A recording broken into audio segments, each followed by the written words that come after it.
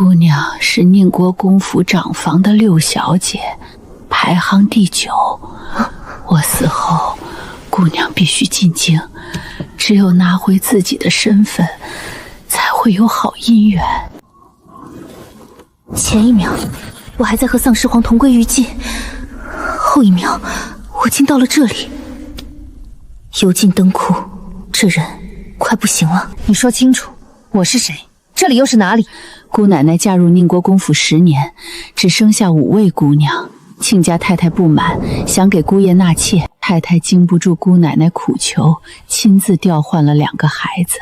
镇国公府的4舍个成了宁国公府嫡长孙，姑娘你则成了镇国公府长房的大姑娘。既然我成了镇国公府的姑娘，为什么会在这里？姑奶奶曾向大奶奶承诺，将来的宁国公府由4哥继承，再把姑娘娶回宁国公府。大奶奶既贪宁国公爵位，又恨姑奶奶知她母子分离，更不愿自己的亲生儿子娶小姑子的女儿。姑娘6个月时，她借回娘家的机会，抱来亲妹妹所生之女顶替姑娘，又命我把姑娘抱到外地，悄悄溺死埋了。亲生的不要，假的顶上，还要杀真货灭口，这家人够毒。我虽是大奶奶的陪房，可姑爷曾救过我全家，我实在不忍姑娘殒命，便抱着姑娘逃离京城。本想等姑娘再大些，就带姑娘回去找姑爷说明身份，可我快不行了。成功了，异能竟然也跟着我来了。柜子里有我留下的所有证据，姑娘长得和姑爷极像，尽管进京寻亲，莫要耽搁。好，去不去，等我弄清楚状况再说。我可不习惯把命交给别人。我没有回去复命，大奶奶定不会饶了我家人。若他们还活着，求姑娘看顾一二。我丈夫叫陈瑞，儿子叫虎头。你放心，我记住了。姑娘一定要好好活着。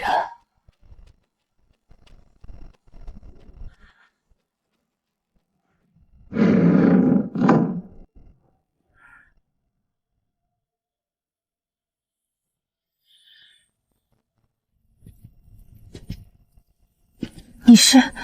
我就是你这具身体的主人，谢珊珊。我用毕生功德祈求来生与她做母女。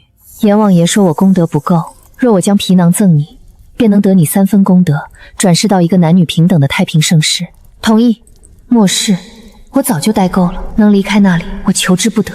谢谢你，我走了，愿你此生安乐，长命100岁。原来如此，他前世回到宁国公府后，过得太苦，苦到连重来一次都不愿意。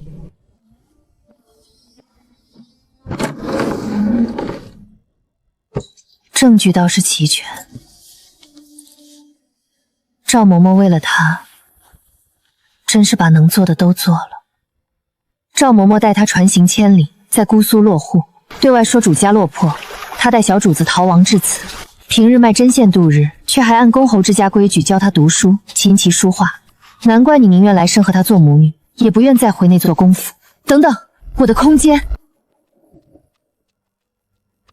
异能在，空间也在，很好。宁国公府真千金，京城寻亲不急，先看看这个世界够不够我横行无忌。空间还在，可惜还是那个鸡肋空间，长3米，宽3米，3 3米。不能进人，没有良田灵泉，也不能保鲜，在末世只能当个行李箱。不过我这个行李箱里有金子，末世里别人抢食物、水、药品、武器，我遇见黄金白银也顺手收了些。现在看来倒是便宜我了。宁国公府真千金急着进京认亲，不必，这些金银够我花到地老天荒，分了我的功德。希望你们娘儿俩来生投个好胎。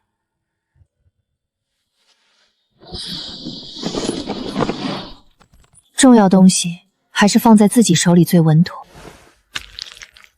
原主和赵嬷嬷常用这药膏遮掩容貌，初来乍到，低调些，总没坏处。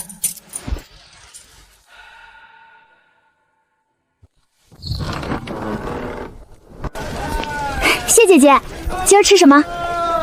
一碗素面。好嘞。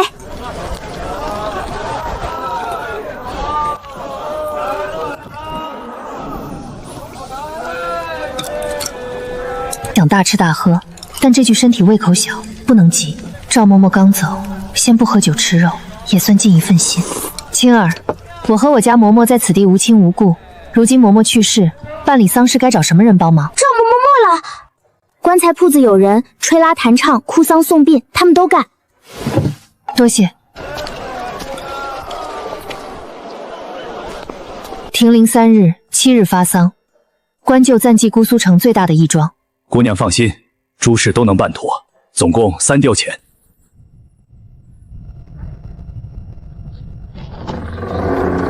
赵嬷嬷养了原主一场，她该有的体面不能少。这身体太弱，好在异能能滋养改造，武艺也能重新捡起来。没有污染的粮食真香。封建社会再吃人，也比末世强。有山有水，有正常食物，适合养老。信京入府，哪有浪荡江湖快活？心动不如行动。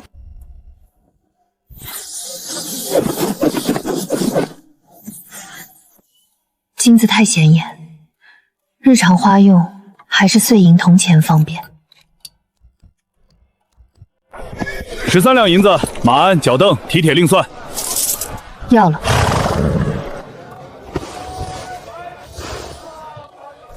女子独行，总有不便，换身男装省事。2把腰刀，2把短戟。上腰刀一吊700文，次一等300文。要上腰刀。上等匕首300文一把，成会4吊钱。那刀呢？西域来的边铁雪花刀，足银4两一把。要2把。上等弓，连弓弦650文，羽箭单支19文。姑娘要多少？2把弓，100支羽箭。客官爽快，该收15两2钱，您给15两7分50足银，找您545文。这银子成色好，我再送您牛皮弓带和箭囊，还请出示户籍文书，登记在册。金银虽多，出门在外，铜钱也少不得。去往何处？做什么？京城探亲。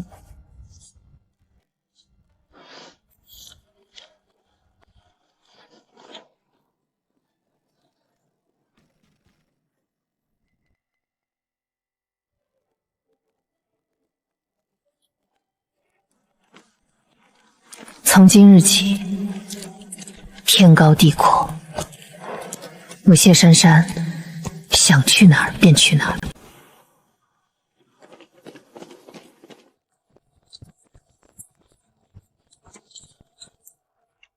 开门！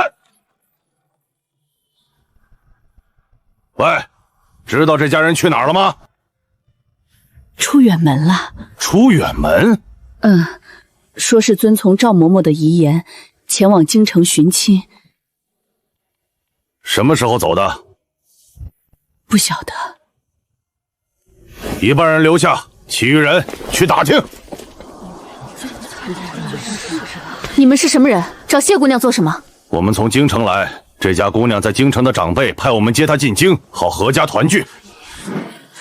若真子大误人家接姑娘，怎会自派一群暖宁，连个丫鬟仆妇都没有？门前自有马，没有马车，个个凶神恶煞，哪里像接亲人的？赵嬷嬷是好人，谢姑娘一个孤女，可不能落到这些人手里。你们来迟了，谢姑娘已经走了。是啊，是啊。谢姑娘走的水路，你们现在追去码头，也许还能追上。走水路，一半人去码头，一半人留下，继续打听消息。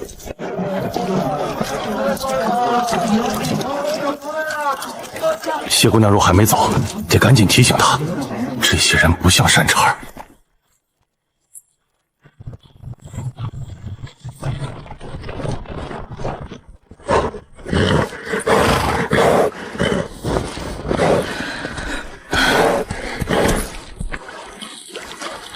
真没用，甜，没有污染的时空，真好。空气清新，吃的东西也都像人间天堂。方圆2-3里内，没有第二个人。古人出行，铺盖是必备之物，入乡随俗，才不惹眼。走了，小黑。客官是住店还是打尖？后院马厩里有上好的草料与清水可以喂马。房费多少？我们客栈没有大通铺，下等房30卫浴一人，10人一间；中等房200元一间，2人一间；上等房500，单人单间，热水齐备。要一间上房。有客到，上房一间。请客官出示路引。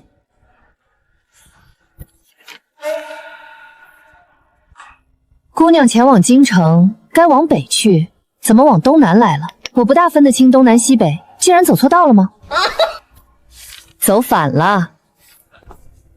店里有什么吃的？鲫鱼肉蛋应有尽有，客官想点什么，我叫厨下给您做。先来一大碗卤烧蹄面、老鹅汤、白烧羊肉、清蒸白水鱼。有客到，中等房一间。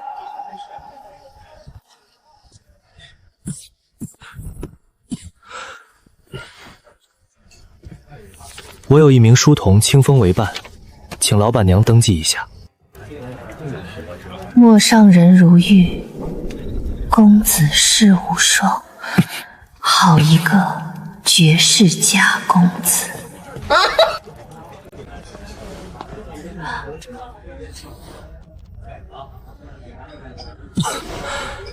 我有一名书童清风为伴，请老板娘登记一下。哎呦，来了来了！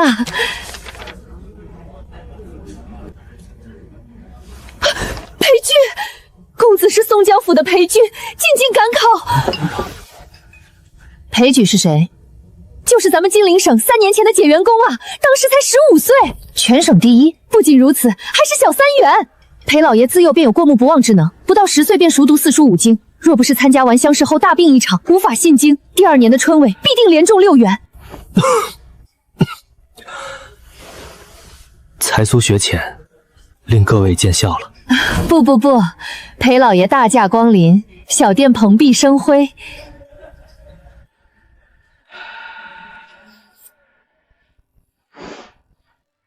请裴老爷入住上房。多谢老板娘厚意，我们主仆2人住一间中等房。请裴老爷入住上房。多谢老板娘厚意，我们主仆2人住一间中等房。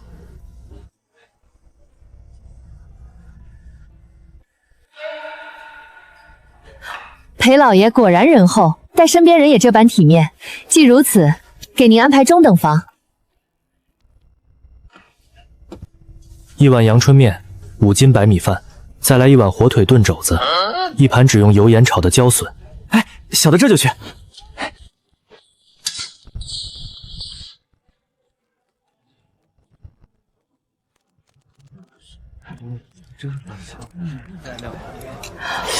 今天的汤汁特别鲜美，面条也特别劲道爽滑。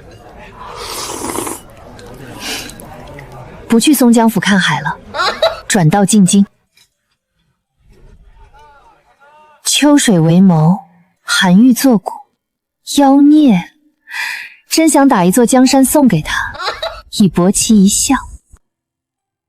老爷，房间订好了吗？我先把铺盖送上去。裴老爷是弟子36号。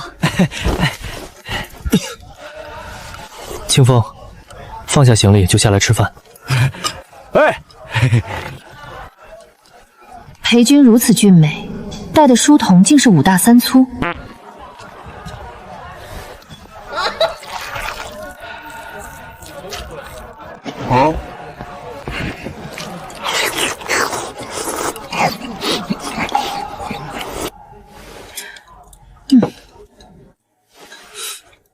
老爷得跟这位姑娘学些吃饭的本事，唯有吃得多，才能养得身体越来越好。说的没错，裴公子吃的太少了，1碗面都不够我塞牙缝。天生脾胃削弱，若吃的太多反而不美。老爷说的是，我家老爷样样都好，貌若潘安，才高8斗，就是身体不争气。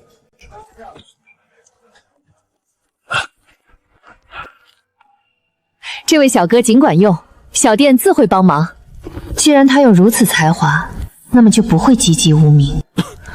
原主那寒门出身的丈夫袁绍康也是金陵等士，与裴居乡试同榜皆科，将于明年春温崭露头角，高中2甲第9名。和原主情投意合那几年，袁绍康曾多次提过裴居，裴居没有参加明年的春闱，而是命丧赶考途中。至于裴居是怎么死的，袁绍昌倒是没说。这样的美人，英年早逝岂不可惜？裴公子，我初次出门，不辨东西南北，本打算进京寻亲，谁知竟走错方向来到这里，正打算明日折返，不知是否能与公子同行？裴公子，我初次出门，不辨东西南北，本打算进京寻亲，谁知竟走错方向来到这里，正打算明日折返，不知是否能与公子同行？男女有别，岂能同行？老板娘可以证明我的目的是京城。我作证，谢姑娘原籍姑苏，确是前往京城寻亲，录影上写的一清二楚，还是衙门今儿出具的。与理不合。既如此，那便大路朝天，各走一边。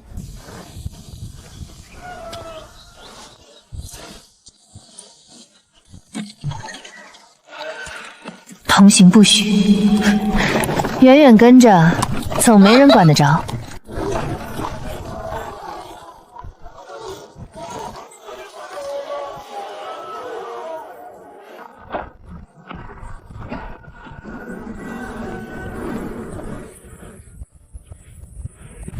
老爷，那位谢姑娘一直不远不近的跟着，接下来咱们得小心，没入了土匪的圈套。从姑苏起，白天走官道，傍晚入驻驿站，夜间不宿山野。正该如此。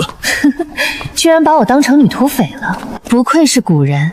我前世和原主一样活到32，可每日活在丧尸吧中，无暇谈情说爱，对裴君的喜欢也无关风月。长得好看，谁不想多看两眼？末世来临前的那些大明星都没他风姿卓越。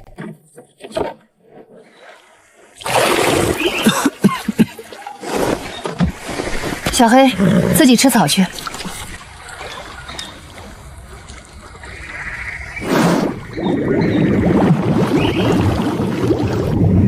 鱼儿倒是肥硕。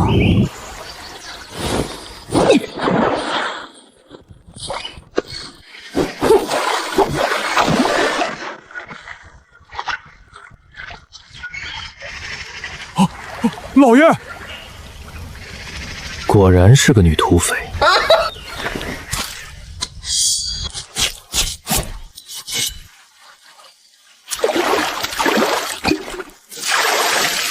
出门在外，也得吃得干净。这刀法，裴公子，能否借火一用，以鲅鱼和烤肉为酬？请便。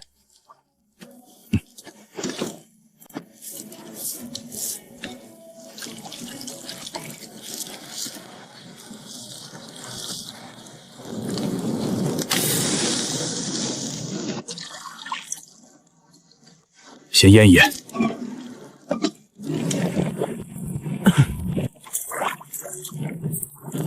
若有鸡汤就好了，配上鲜笋片和玉熏，才叫正宗。出门在外，有什么吃什么。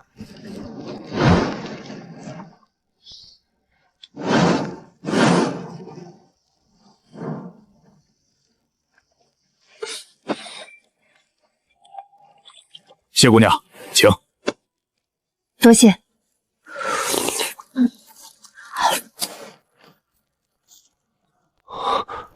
谢姑娘莫要再跟着我们，可好？不好。何故？早说过我分不清东南西北，欲与君同行，君却不允，只好偷偷跟在你们后面，免得再次走错方向。谢姑娘为何一人出门？家里没有其他人陪同吗？我与京城中的家人离散多年，从未谋面，由老嬷嬷抚养长大。如今嬷嬷驾鹤西归，临终前嘱我务必进京找寻家人，否则她在九泉之下不得瞑目。偏生我没了嬷嬷，就好似没头的苍蝇，找不到目的。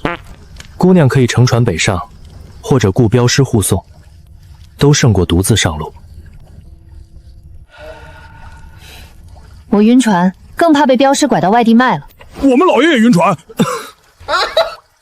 若镖师敢卖雇主，除非他们镖局不打算干了。不愧是解元公，洞悉世事。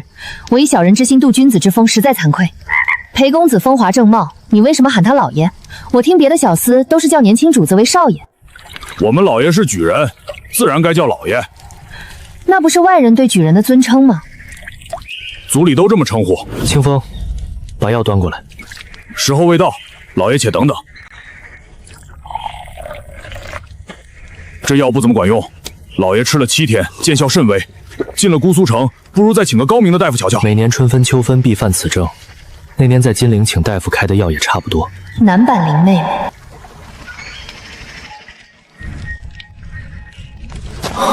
老爷，怎么了？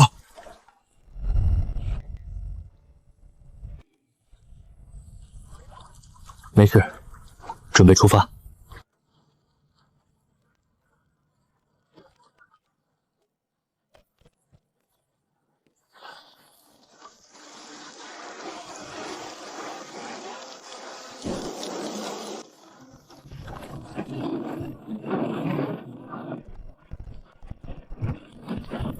小娘子好不懂规矩，朝廷的驿站岂能随意入住？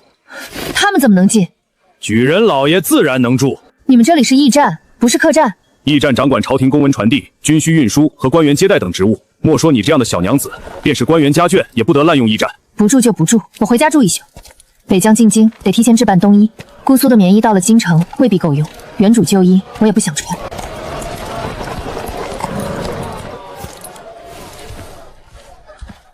掌柜的，把你们铺子里最好的男女皮袍、皮斗篷拿出来。我拿得出，怕姑娘您穿不得。何意？本朝上火德自高宗起颁下规定，庶民妻女不得穿大红、鸦青和黄色，禁穿锦绣绫罗，禁戴珠宝玉翠。庶民可穿绸纱绢布配金银，商贾只许穿绢布配银，譬如小人。另外，3品官员以下不得穿貂皮，举人以下不得穿狐皮，庶民穿鼠皮、羊皮，商贾同上，否则以僭越之罪。披在裴举身上，一定好看。此裘价值1000金，整个姑苏城只此一件，举人以上才能穿。金陵省3年前的解元宫，配不配？裴举裴解元吗？没错。听闻裴解元有天人之姿，胡白裘穿在裴解元身上，必定相得益彰。解元宫已具备选官之姿，除海龙皮、玄狐、紫貂外，所有皮货都穿得。姑娘尽管挑选。如此说来，我若想穿锦绣绫罗，戴珠宝玉翠，吃山珍海味，非得回宁国公府不可了。高宗是什么网蛋投胎？不仅推翻太祖制度，还大搞对立。这件胡白裘先取下来。这件胡白裘要了，再把适合冬日北上的皮袍、皮袄、皮褂、皮裙、皮靴都拿来我看看。姑娘稍后。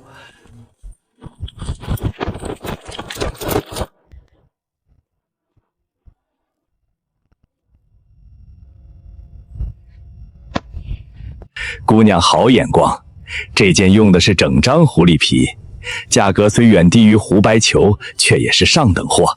一并包起来。总共1625两银子，胡白裘独占1000之巨，小店不收银票宝钞。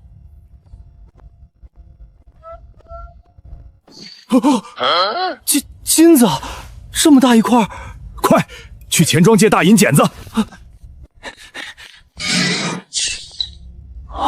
11两3钱碎金，剩下这半块金砖还给姑娘。每回收取的金银都要检验一遍吗？自然，若是有人掺假或者成色不足，既如此，帮我把另外半块也剪了。小事，姑娘稍后。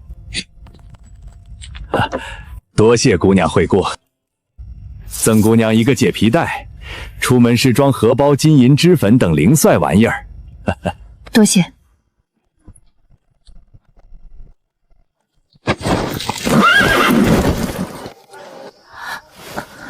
珊姐儿，你千万别回家。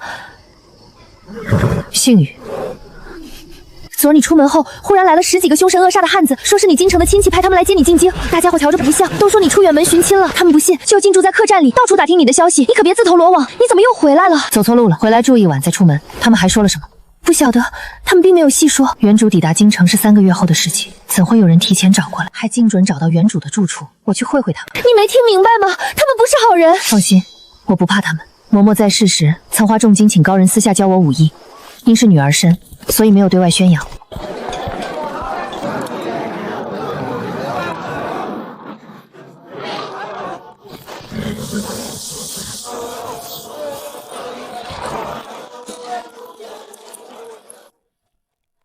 珊姐儿，别回去，家门口有人盯着，说是你京城亲戚派来的，可看着不像好人。赵嬷嬷刚走，他们就来了，哪有这么巧的事儿？多谢诸位，我心里有数。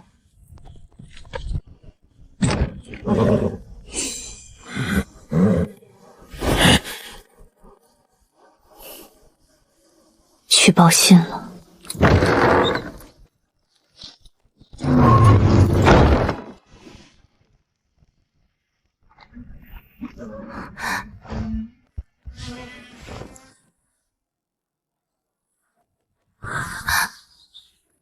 姑娘，我叫马三，是宁国公府的下人。赵嬷嬷临终前应该跟姑娘说过姑娘的身世，大老爷月前才知道真相，特地派我们快马加鞭的赶过来接姑娘回京团聚。你说你来接本小姐进京？正是。呸！有你这样来接本小姐的吗？华丽的马车呢？伺候本小姐的丫鬟仆妇呢？本小姐是宁国公府的千金，进京前你们不该给本小姐置办几身金钗玉线锦衣华服吗？什么都没有，空口白牙一说，骗鬼呢！姑娘说的对，是小人事情办得不妥当，这就亲自给姑娘购置衣饰。实在是府里的丫鬟仆妇出行不便，沿途盗匪蜂起，故指派了。等你们买来让我满意的情形再说说，我可不是那么好骗的。守着门，我去购置马车衣饰。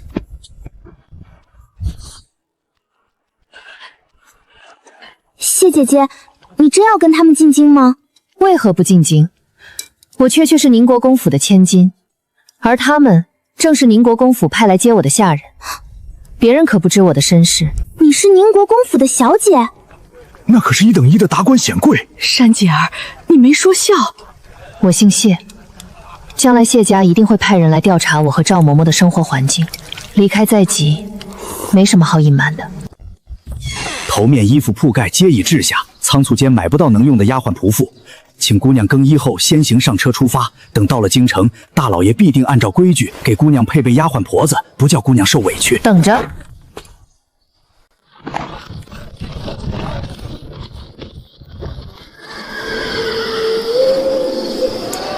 这个要了，那个也要了。掌柜的，胡白球拿出来。姑娘来的不巧，小店没有胡白球，只有整张上等白狐批做的大氅、斗篷和披风，面料都是装缎、绸缎。那就买件大氅。盛会300两纹银。姑娘，这才9月，哪里穿得到大毛？莫若等回了京，由府里给您做。咱们府里针线比外。赵嬷嬷说，越往北越冷，再买件貂鼠耳和银鼠皮裙。上等貂鼠耳60两，银鼠皮裙22两，盛会382。值钱。我手里的银子所剩无几，不能再拖了。明日出城100里后就动手，人杀了，剩下的钱呢？少不了你们的。一个小姑娘而已，出城后找个荒僻处，干净利落。果然是嫡妃有。既然如此，当杀之而后快。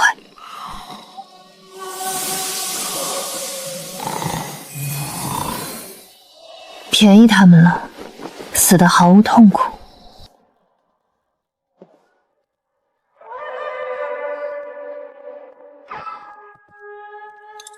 说好早起赶路的，谁知道现在还没下来。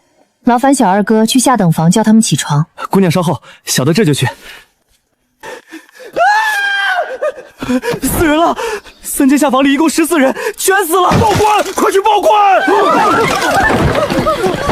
怎么我们竟和这么多尸体住在一间客店里？这地方不能住了。你与死者同行？我自小长于姑苏城内，抚养我长大的嬷嬷说我是宁国公府千金，流落江南。临终前叫我进京寻亲，在昆山偶遇本水员公裴居，走同一条路回的姑苏，发现宁国公府派人来接我，我就跟他们上路了。昨晚吃完饭回房洗澡休息，没再出去过。许多人可以作证，谢姑娘没下楼，而且下等房距离上房很远，也未见有人进出那3间房。你怎么确定他们是宁国公府派来的人？马三自己说的，说是我爹派他来接顺京团聚的。若不是宁国公府的人，他们怎会知道我的身世，还特意来接我进京？他不是宁国公府的人，是郑国公府的。南下是为了抓一个逃奴，接你回宁国公府，乃是无稽之谈。怎么会？难道是我娘派来的？我娘是郑国公府的千金。你是宁国公之女？没错，我爹是宁国公谢峰，我娘是郑国公府千金，姓赵，我是他们的第6个女儿。胡说！他们只有5女1子，其中次女早夭，病中人尽皆知。可若儿子是假的，我是真的呢？你把话说清楚。赵嬷嬷临终前告诉我，当年我娘与郑国公府的姨娘同日生产。傻子才保守身世秘密，闹得人尽皆知才好。既如此，姑娘先回房休息，等确认此案与姑娘无关，姑娘就进京寻亲，千万不要被人哄骗。好。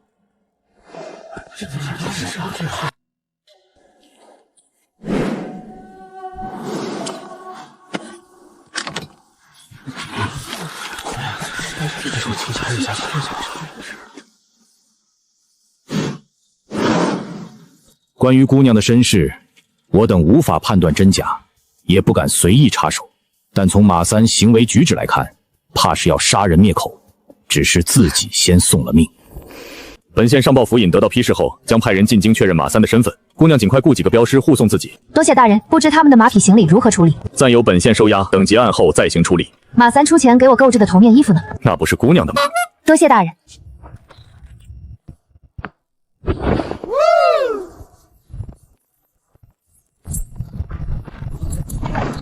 发了一笔小财，该去找美少年养眼睛了。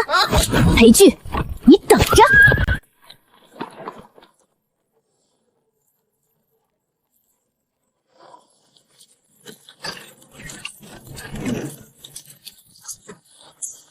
骗子，说话不算话。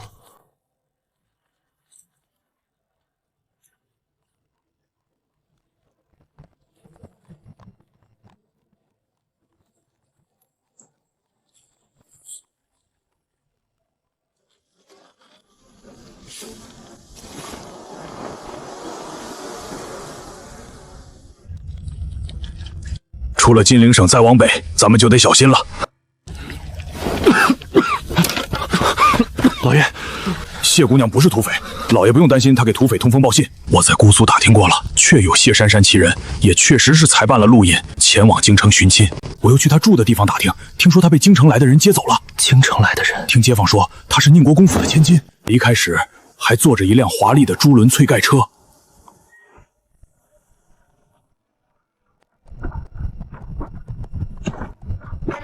朱轮翠盖车，老爷，快看，是谢姑娘！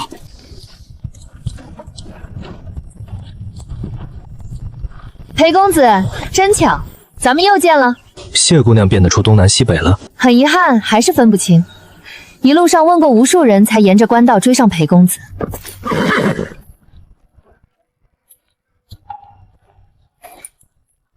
裴公子，惊不惊喜，意不意外？谢姑娘，请自重。何谓自重？好啦好啦，我一定自重，你别皱眉。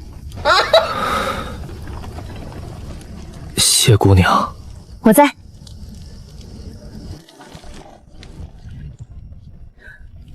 裴公子，方便我搭个伙吗？我们伙食由清风做主。当然可以，先前吃了姑娘的鱼，正愁没有机会回报。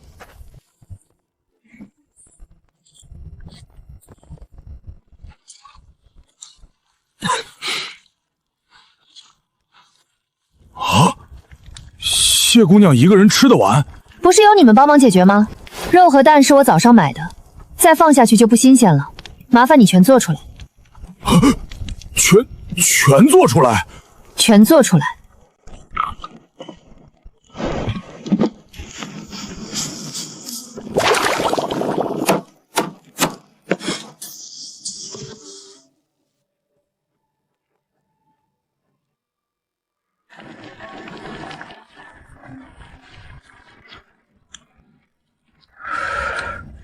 清风手艺真不错，以后就拜托你了。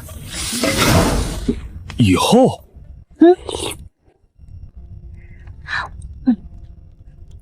宁国公府的下人没准备厨子跟前跟后。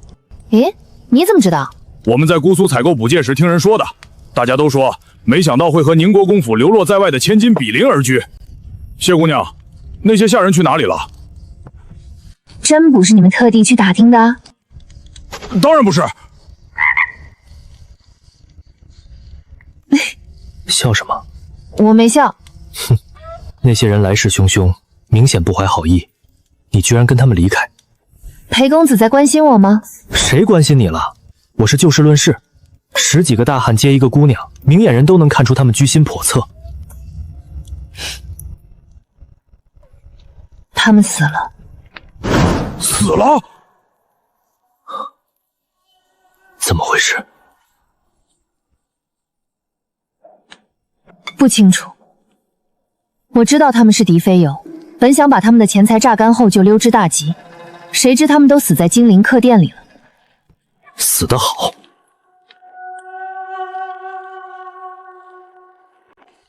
谢姑娘身世离奇，马三等人的出现，意味京城中有人不希望谢姑娘进京。得知马三之死后，他们未必善罢甘休。兵来将挡，水来土掩。裴公子，我孤身一人，独木难支，孤掌难鸣，双拳难敌四手，恳请公子庇护一二。我一介小小举人，如何庇护于你？凭这个，听说见到奉旨会试的旗子，连土匪都不会上前打劫。谢姑娘高看我了。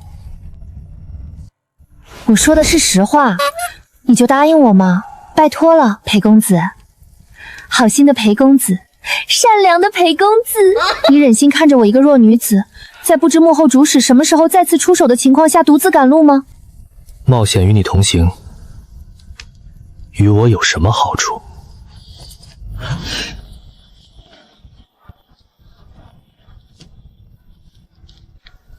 你把手伸出来。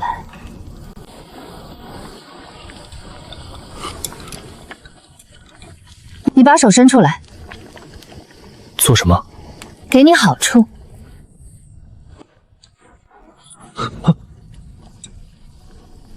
你，谢姑娘，在紧要关头，你可别跟我说男女授受不亲的废话。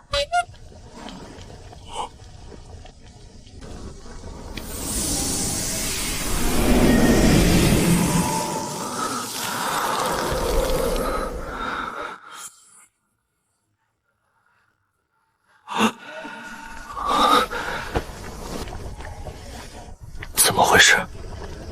听抚养我的赵嬷嬷说，为了能在大舅母生抢表哥的当天生下我，我生母吃了催产药，因而我提前1个月落草，身体比不上瓜熟蒂落的婴童，幼时体弱多病，幸而拜在一位隐士高人门下，传授我一门养生的功夫，练到极致，身强体壮，百病全消。若遇到有缘人，此气入其体，当能修复5脏6腑之损。当真？谢姑娘能治好我们老爷？需要一个漫长的治疗过程，只要老爷能痊愈，无论花费多长的时间，都值得。老爷，现在有没有感觉到好一点？不咳嗽了。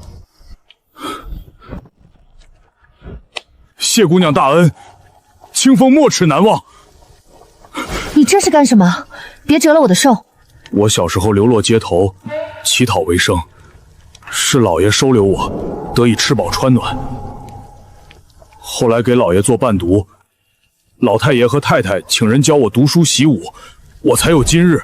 无数江南名医都说老爷活不过20岁，若不是为了给家族改换门庭，老爷不会带病进京赶考。姑娘治好老爷，是我的再生父母。放心，裴公子神清骨秀，玉质天成，又聪慧无双，老天爷不会收了他，只会赐他长命100岁。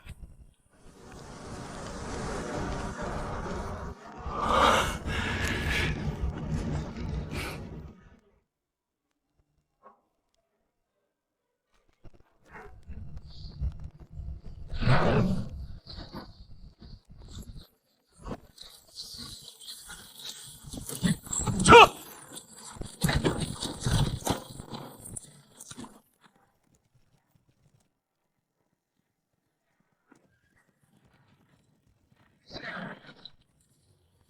何人投诉？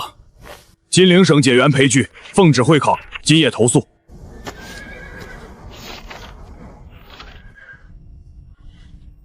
这位姑娘是同伴，同行之人可住，不免费。我付钱。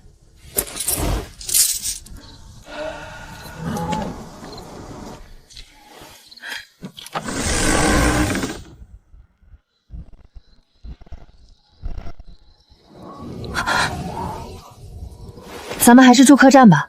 附近没有客栈。真没有？谢姑娘，驿站是按照距离沿官道设立，多数在荒郊野外，间隔80里到100里。眼下这间驿站就在荒郊野外。自己明明很有钱，干嘛忍受脏乱差？附近没有客栈。你们住哪儿？驿站免费提供给各地举子的是大通铺。大通铺，这怎么行？出门在外，不必讲究。我已经跟义父说好了，加200钱换一间有2张床的房间。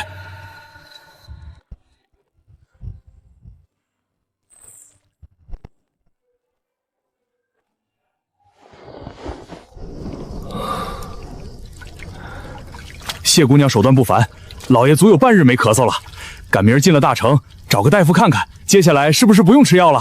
我认为不用吃，原本就是一些治疗咳嗽的药。还是问问谢姑娘。好。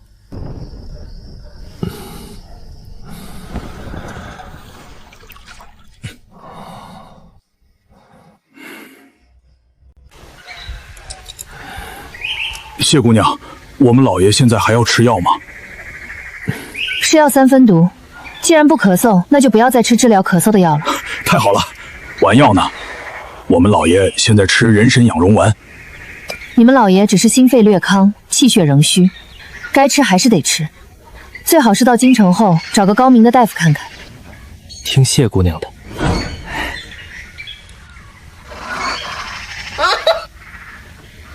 裴公子，你真好看。谢姑娘，慎言。裴公子，今晚我们改住客栈好不好？我包食宿，有钱花不完，获得新生就该享受新生。谢姑娘有恩于我，费用何该由我们出？对，谢姑娘千万不要推辞，此后食宿就交给我。行。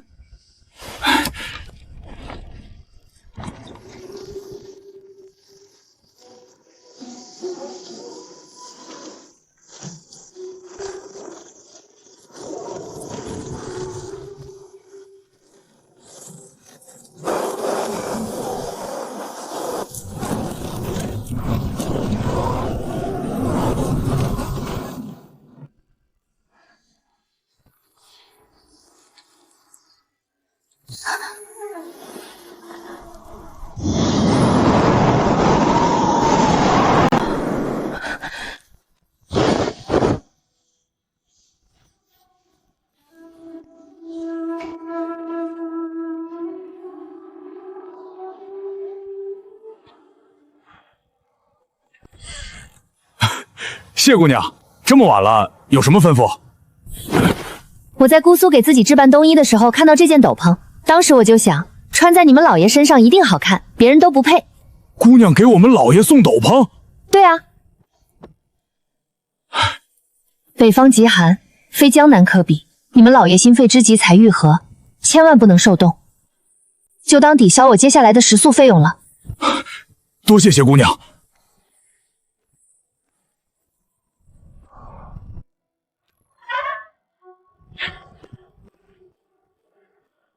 老爷，谢姑娘送了一件斗篷过来。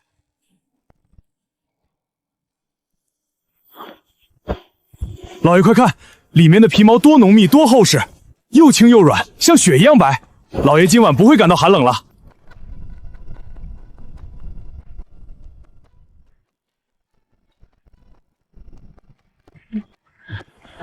君与胡白球果然是珠联璧合，相映成辉，钱没白花。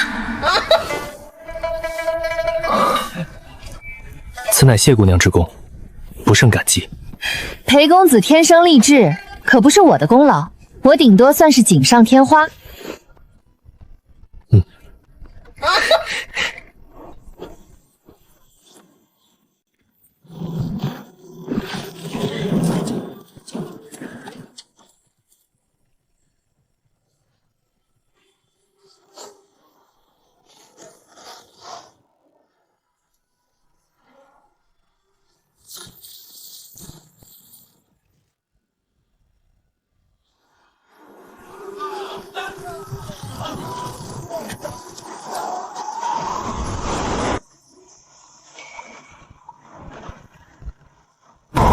鬼天气！我有异能，穿着上等皮衣都觉得冷，普通百姓怎么过？是快到小冰河时期了吗？听前头来京城赶考过的老爷们说，京城极冷，一冬一春，长下3、5个月的雪，今儿算是见识到了。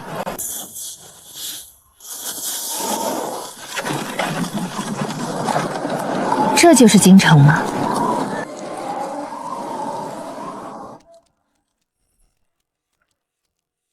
？3间连在一起的上房，暖炕单间、独立火道、炕桌、热水、茶具都齐备，每晚总共1两5钱银子。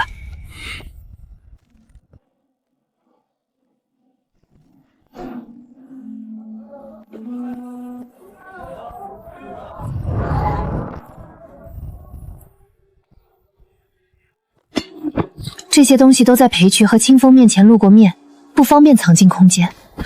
等安定下来，得把里面没用的东西清理出来。谢姑娘，我们老爷点了菜，请姑娘到堂上吃饭。来了。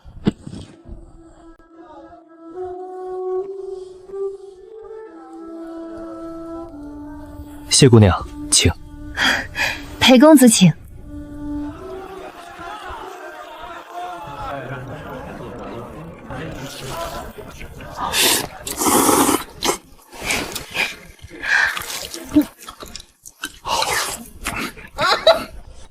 明天我去找中人租屋宅吧，1两5在京城可以租1个月的小院子。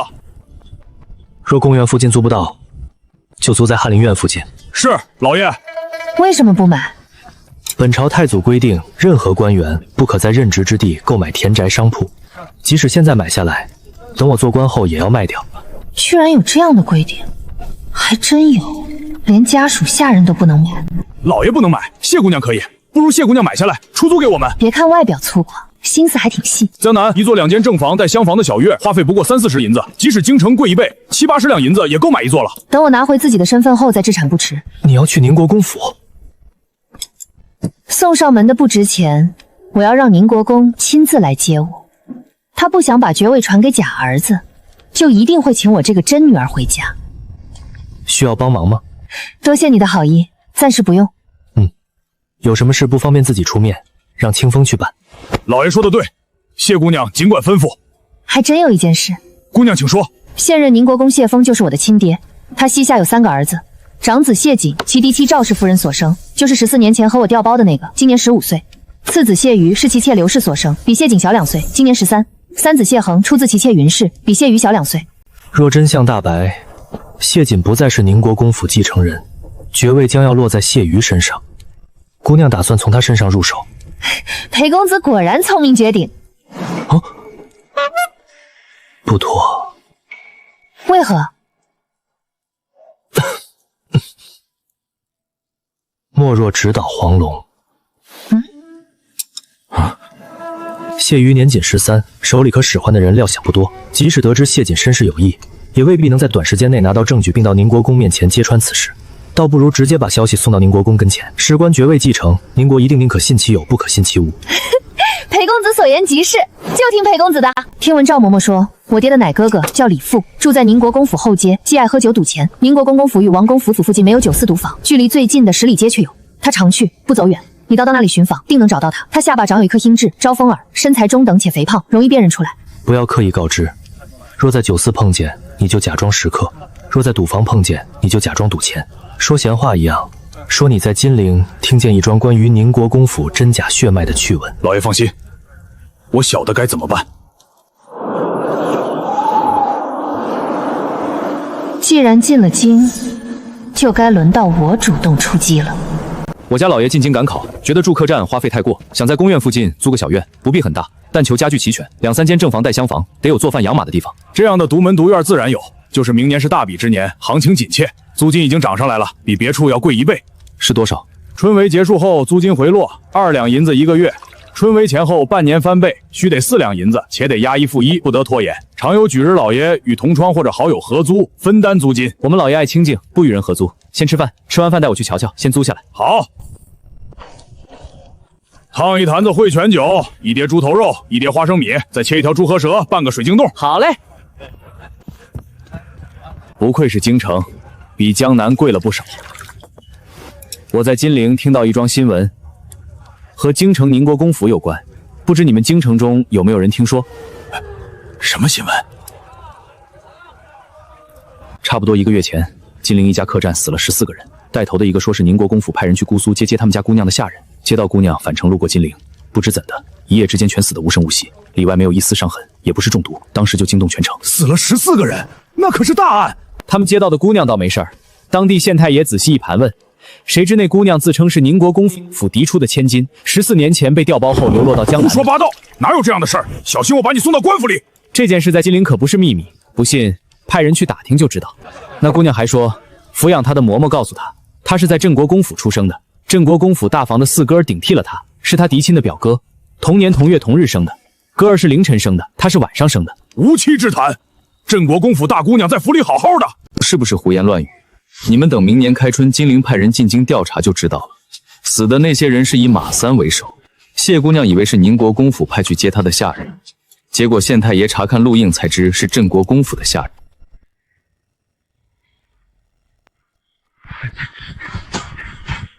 我有急事找老爷，快给我通报一声。李父，今儿怎么舍得不去吃酒赌钱？老爷，我有要紧事，事关国公府的血脉。进来说话。我不晓得这事儿是真是假，可那外地人言之凿凿，不像撒谎的模样。我思来想去，唯有告知老爷才是上策。赵大姑娘的乳父马三有2个月不在京城了，如今死在金陵，不知那外地人口中的谢姑娘是进了京，还是仍滞留在金陵？意图混淆我谢氏血脉，夺我谢氏爵位，其心可诛。你将那外地人说过的话再说一遍，一个字都不准漏掉。李九爷，向这无常的福来，未来履行当年采访的机密，怕的算是好了。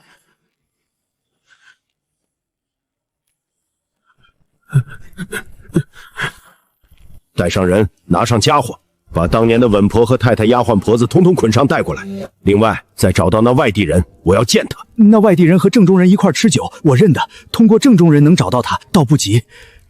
当年的稳婆是镇国公府给他们大奶奶预备的，记得我娘听人说，凌晨接生了赵大姑娘，晚上接生了咱们府的大爷。洗3时兜了不知多少天盆的黄白首饰回家，此时却不知她是生是死。还有当年跟着太太回娘家的丫头婆子，过了14年，早换的一个不剩，须得细细查访。不管是生是死，总有蛛丝马迹留下。叫上你儿子拿着名册拿人，死的带家人过来，活着的带本人过来。回来。老爷还有什么吩咐？除了瓜果吃食以外，把历年来太太往镇国公府送给赵大姑娘的银东西全部整理成册，交给我。一出一进都有记录，找出来即可。打听到那外地人的住处，先回来告诉我，别惊动他，我亲自走一趟。吩咐前门后门的门房，打从今儿起，除了我外院的人，其他上下人等只许进不许出，违令者直接拿下锁起来，等我处置。是。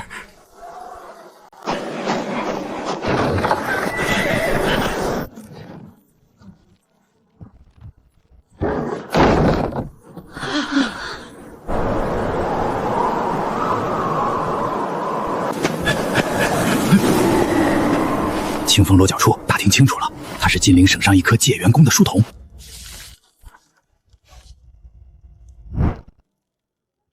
就是他了，谢姑娘。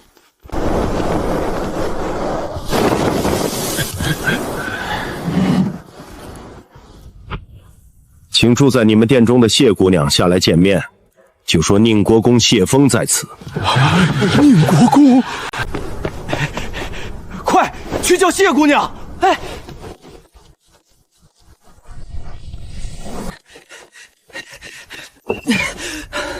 谢姑娘说堂上人多眼杂，请国公爷到上房会见。带路。啊！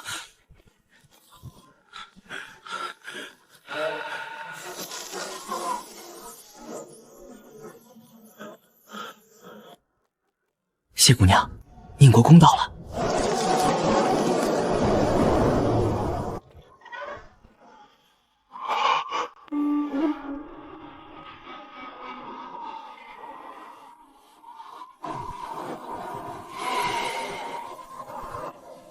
你是谢珊珊？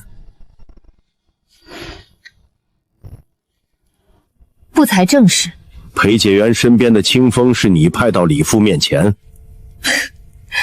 恭喜宁国公猜对了。为什么不直接登门，反而拐弯抹角的借他人之口，以致消息外泄？笑什么？我笑宁国公站着说话不腰疼，仿佛狗眼看人低的不是你们宁国公府。再说我是受害者，我凭什么怕人知道是你宁国公不作为，以致亲生女儿逃亡在外，自己却替别人养儿子？姑娘误会老爷了。是不是误会？不是嘴巴说了算，而是在于行动。万事论迹不论心。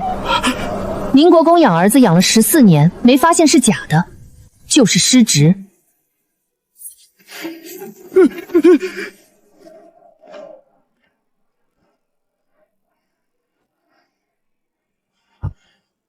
你跟我回府？不回。何故？凭什么？你是我的女儿，你让人把话传到我的耳朵里，不就是想告诉我这件事？不就是想回宁国公府吗？宁国公府好稀罕吗？没有你们宁国公府，我也在这14年里顺顺利利的长大了。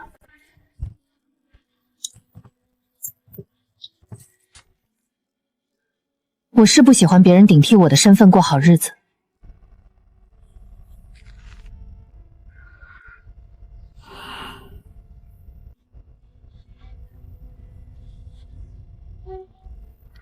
其实我应该感谢宁国公，宁国公早年救过嬷嬷全家，嬷嬷这才冒险带我潜逃到千里之外。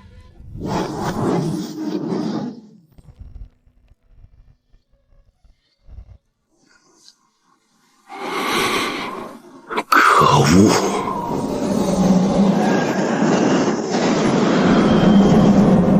宁国公不从自己身上找原因吗？什么？如果不是你宁国公一心想纳妾生儿子，时年28的宁国公夫人岂敢铤而走险？我被调换，错共10分，7分在他，3分在你，别觉得自己清白如雪。我乃八公之首，世袭5代不降等，无子继承才是对祖宗的大不孝。是，南丁乡南丁尊贵，南丁才能给你们传宗接代，女儿都是赔钱货。叫我一个赔钱货回宁国公干什么？你必须回宁国公府。是想借我之名让我与谢景、赵明玉各归旁位吧？你既然明白，还有什么理由拒绝？当今世上，除了皇室公主宗室之女，满朝文武百中，谁的女儿比你更尊贵？就这个？什么？与我有什么实质上的好处？你想要什么？1个月前，马三带着10几个亡命之徒来租苏接我，空手而来。知道我跟他说了什么吗？说的什么？我说他没有骏马香车，没有丫鬟仆服，没有金钗玉船，没有锦衣罗裙、轻裘宝带，休想请动本小姐。李父，听到没有？小的听到了，请国公爷发话。你回府里找周嬷嬷，打开我院里的内库房，取出陛下今年才赏下的大红织金翠羽团片白狐披风，再配上10顷缂丝紫貂斗篷与昭君套大风领。我年轻时有条用上次红宝所做的抹额，一并找出带过来。就这些。叫人把大姑娘出钱住的西院上房收拾出来，一应家具陈设、妆帘珠玉皆从我库房里拿。房里配8个大丫头、8个小丫头、8个婆子，头尖耍滑的一概不要。接姑娘回府的马车用4匹高头带马。是。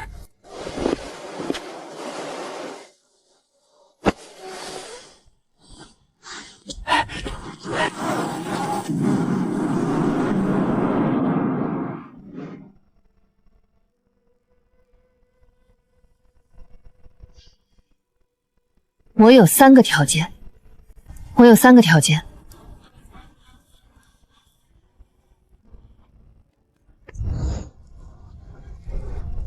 哪3个？我的终身大事由自己做主。我可以答应你，但是你选的女婿必须让我满意。放心，不是才貌双全的歪瓜裂枣，我压根儿看不上。到目前为止，世间只有一个陪居让我感叹造物主的神奇。我只是不希望将来有人利用我的婚姻做文章。第2个条件是什么？我自幼无父母教养，赵嬷嬷又宠我，平时也惯了。宁国府不准用大门出二门不迈的狗屁规矩约束我，爱出门就出门，想什么时候出门就什么时候出门，骑马打猎也好，逛街游玩也罢，任何人不得有异议。国公爷若是不答应，我就不回去。反正我在外面不愁吃喝，逍遥自在。你会武？不足挂齿，不信？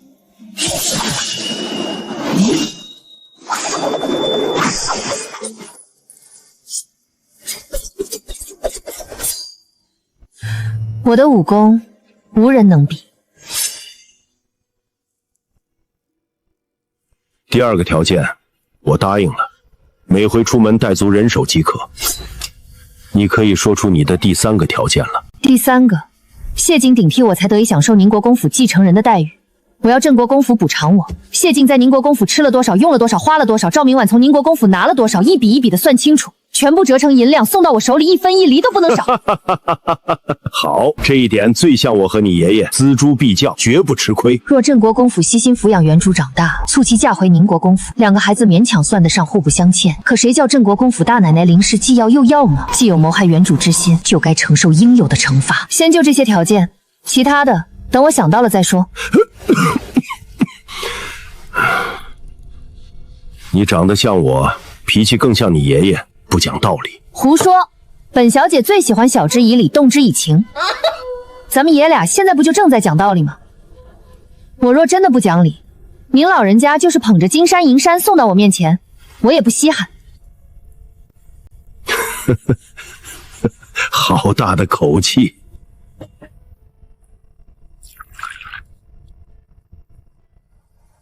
尊贵的国公爷，莫非以为这里是宁国公府，该用汝窑柴窑喝明乾龙井？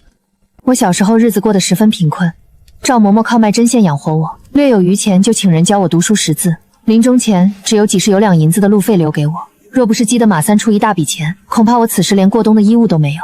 赵嬷嬷当真义士也？她老人家怕累着我，自己躺进准备好的棺材中等死，唯一挂还的就是丈夫陈瑞，儿子虎头。阔别14年，不知是生是死。若还活着，找郑国公府算账时，我替你调来。您先喝茶，我出去一趟。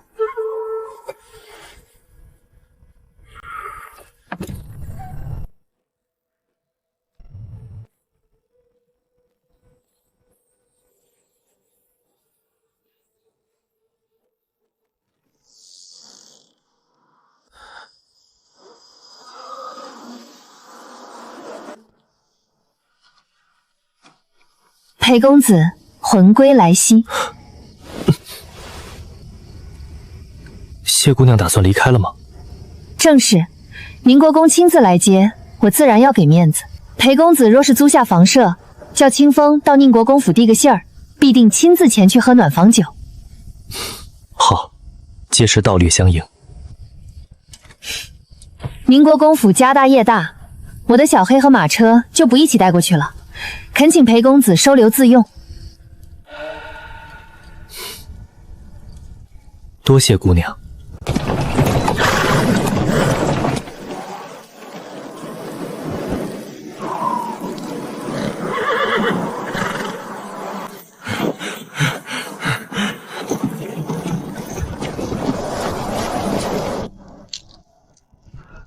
国公爷，人带来了。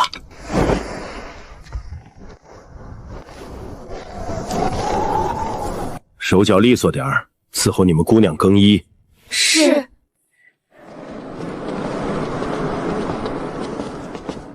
给姑娘请安，请姑娘更衣。我看看都是什么？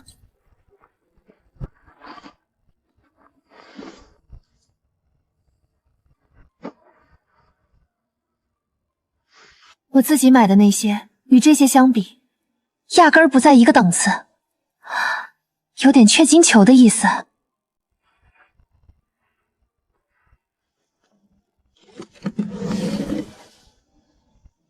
好东西，不是用钱就能买到的东西。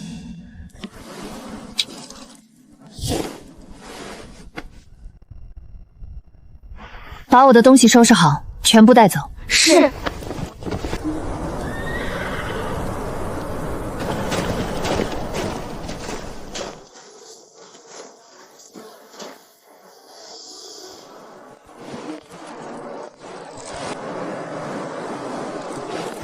原来这才是宁国公府的排场，连马车都用4匹马，车厢上的装饰金光闪闪，不知是不是真金。按本朝规定，朱轮红盖是国公之女的出行车驾，兼以金饰。老爷，谢姑娘走远了，咱们回去吧。好容易才好几日，别又冻着我。嗯。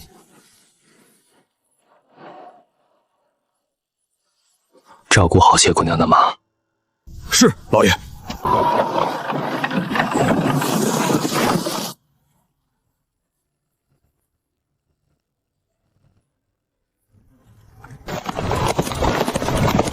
封建制度之严谨，可见一斑。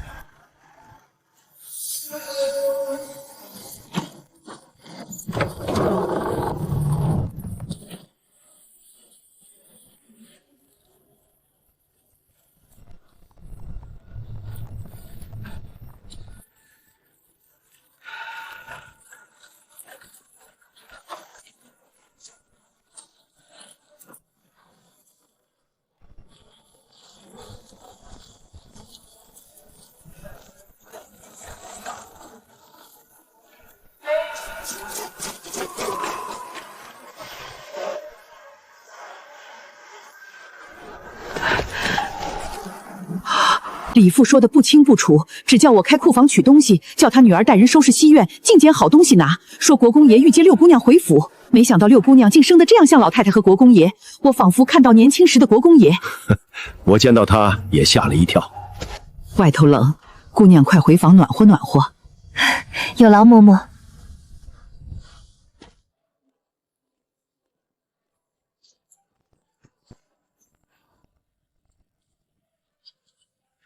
西院位于正院正房之西，在第三进，后门往东有穿堂，直入正院正房。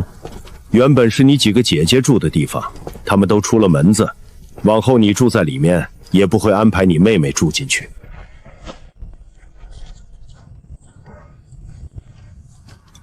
西院归我一个人住，很好。老爷、姑娘，房间已经收拾齐整，请姑娘入内检视，若有不足之处，立刻更改。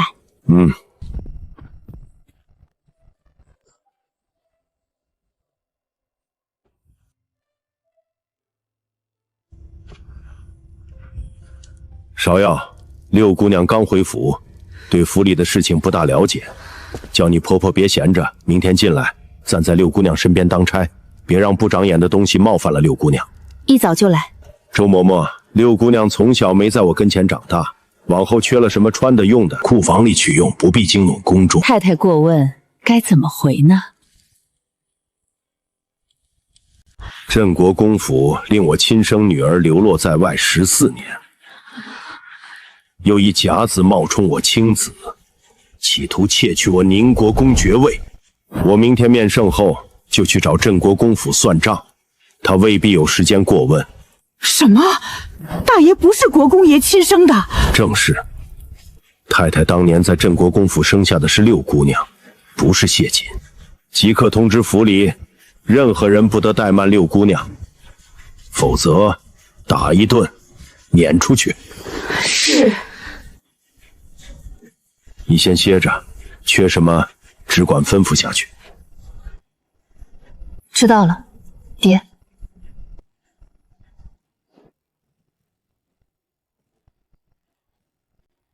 国公爷，派出去的人有消息了。说，陈稳婆14年前失足落水而亡，他儿子2个月前赌博欠债，被讨债的打死了。太太房里的大丫鬟朱渊蒙太太开恩放出去，嫁了个小武官，10几年前跟着戍边，至今未曾回来，不知生死。镇国公府既敢偷龙转凤，就一定会灭掉主事者以外所有知情人的口。这么说，咱们无法找到当时在场之人作证了。所有在场之人都死了，就是最好的证据。等你儿子回来，叫他继续走访调查。你拿笔墨来，我上本请罪。老爷被蒙骗14年，反要请罪，这是什么道理？治家不严，以至于爵位险些落入外人身上，便是我之过。将来老二若想顺利继承爵位，也得看陛下批是不批。都是些什么事儿？镇国公府赵氏一个都别想轻轻接过。原来六姑娘才是太太亲生的，国公爷亲口说了，谁敢怠慢就打一顿撵出去。都仔细着些，这位往后可怠慢不得。你们几个叫什么名字？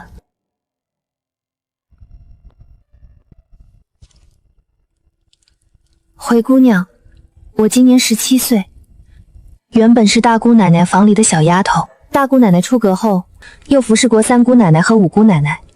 5姑奶奶年初出阁时没带上我，我就留下负责打理西院的大小事务。芍药姐姐选我上来，就是看中这一点，请姑娘赐名。以后你就叫凌霄。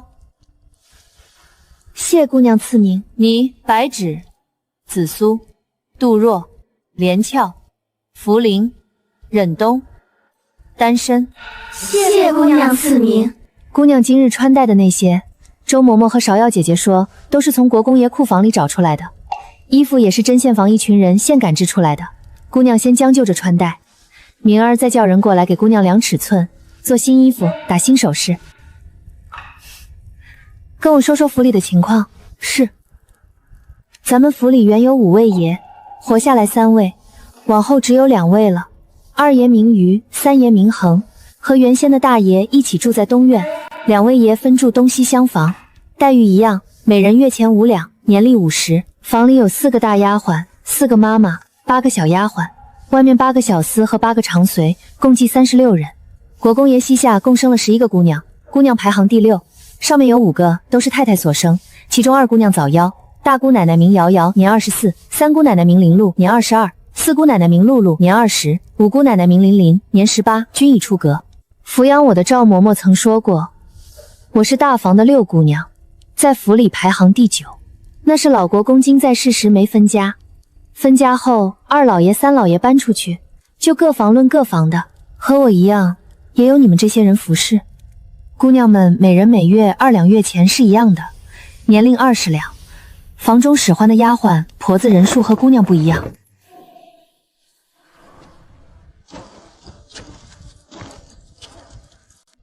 太太，周嬷嬷和李芍药那边开了库房，还打扫西院，安插器具，挑选下人，一样也没来请太太示下。西院，谁给他们的胆子？周嬷嬷只说是国公爷的吩咐。国公爷回府了？听说刚回。太太，不好了！慌什么？府里都传开了，国公爷从外面带回一位姑娘，说是14年前被大爷顶替的6姑娘。去西院。太太，夜深风大，我说去西院。是。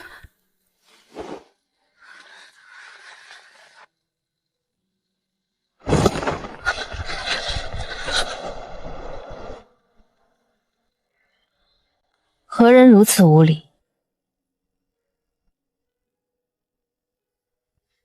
太太来了，还不见礼？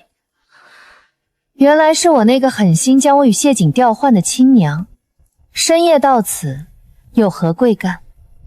谁是你的亲娘？你以为宁国公府是什么地方？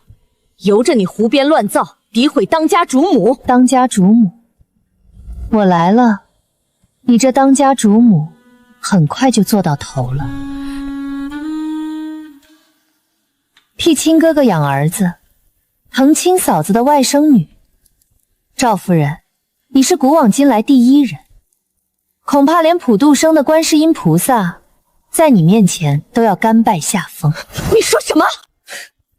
听不懂，那就竖起耳朵听清楚。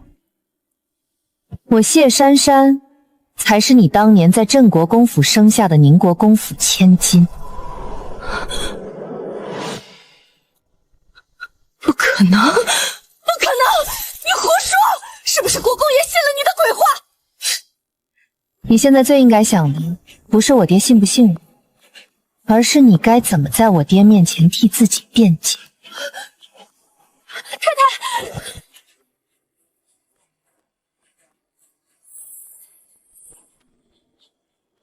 有意思。姑娘，继续。是。备车！太太，这么晚了，备车！我要去镇国公府。是。太太，外面的人拦着，不许出府。谁敢拦我？是国公爷的令，许进不许出。他连我都要困住。太太，国公爷许是误会了，您先去前院说清楚。去前院。我要见国公爷。太太，国公爷说了不见。让开！让宁国公夫人回去好好想想，等我明天散牙回来，她该用什么样的谎言继续欺我骗我？是。太太，国公爷请太太回去。李父，你跟老爷说，都是那个小丫头无中生有，根本没有这样的事，是老爷误会我了。太太，国公爷已经掌握充足的证据，都是假的，假的，假的，都是假的！定是有居心叵测之人，故意寻找眉眼有几分像国公爷的丫头，利用我当年在娘家生下锦儿之事，编一篇谎话出来，离间我们夫妻，破坏谢赵两家的姻亲。这些话，太太还是留着明晚跟国公爷说吧。国公爷明日早朝，无暇面见太太。太太，国公爷，这是下午照您吩咐赶着整理出来的账册。赵明玉从咱们府里得的东西记了5册，谢锦花用府里的记了8册。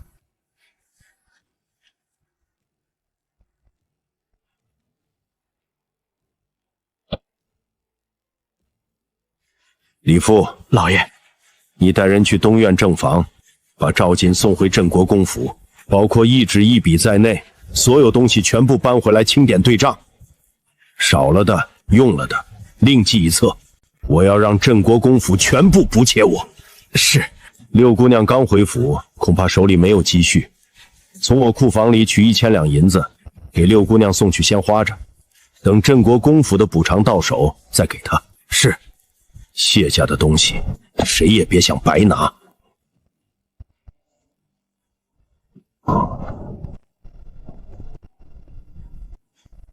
奉国公爷令。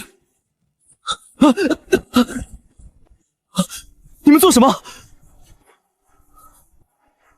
赵公子，该回镇国公府了。消息可是真的？周嬷嬷都传到府里了，还能有假？谢锦不是父亲亲生的。明日一早去给六姐姐问好。同行，同行。父亲前儿考错公试时夸我读书读得好，赏我一件乌云豹披风，还有一套上好的笔墨纸砚。笔墨纸砚还没用，全当见面之礼赠与六姐姐。既然弟弟送文房4宝，那我便送羊脂玉佩，那是父亲赏我的生辰之礼。六姐姐刚回来，咱们总得尽一尽做弟弟的心意。出去看看。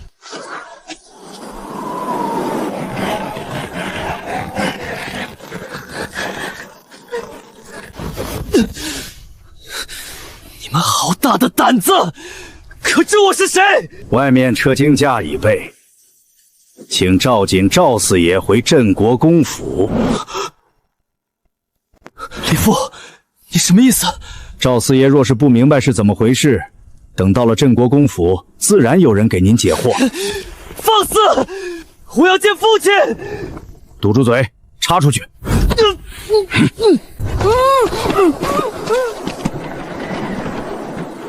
跟出去看看。是。进去。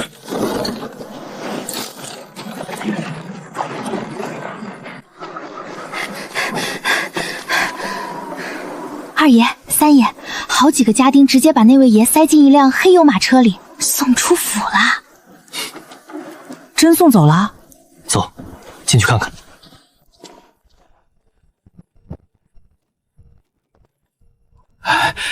给两位爷请安。快3更了，两位爷怎么还不歇息？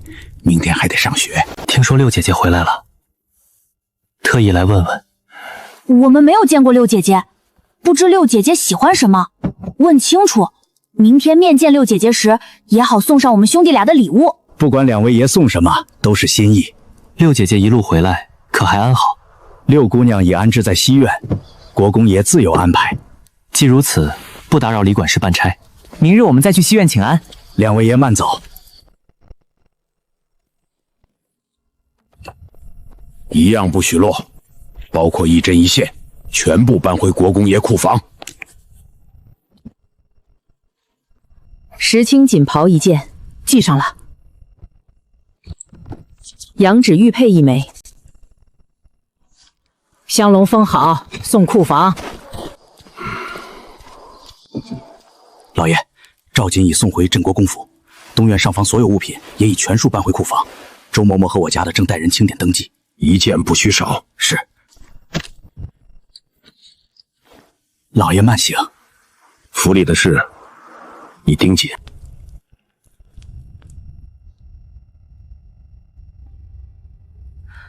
姑娘昨儿睡得晚，那就等姑娘自然醒。还没醒？还没醒。昨儿发生那么多事儿，睡得又晚。两位爷晨起上学前来了一趟，见姑娘没起，放下礼物就先走了。知道了。白芷，嬷嬷，去针线房叫手脚轻巧、心思细致的小媳妇过来。等姑娘醒了，给姑娘量尺寸，再去找周嬷嬷从国公爷库房里取上等绫罗绸缎和皮子，别的活儿全部放下，先紧着姑娘外面穿的衣裳靴子早早做出来。是。顺道再去一趟金银房，叫蒋老将找周嬷嬷取黄金珠宝，赶紧先给姑娘打2套头面，比着大姑奶奶当年的穿戴。奴婢这就去。再去大厨房，姑娘在江南长大，不见得喜欢京城口味，两地风味的早饭都做出来。是。你们3个针线做得最好，抓紧给姑娘做几套里面穿的衣服，绣鞋、罗袜、荷包、抹额、手帕、手衣这些小物件也都要备上。有料子没有？有，周嬷嬷昨晚就送了几匹上用的料子，针头线脑也齐全。那就好。扫雪的去扫雪，喂鸟的去喂鸟，左右4间耳房都打扫出来。姑娘回府，东西只会越来越多，先收拾出来当库房。总算有了主心骨。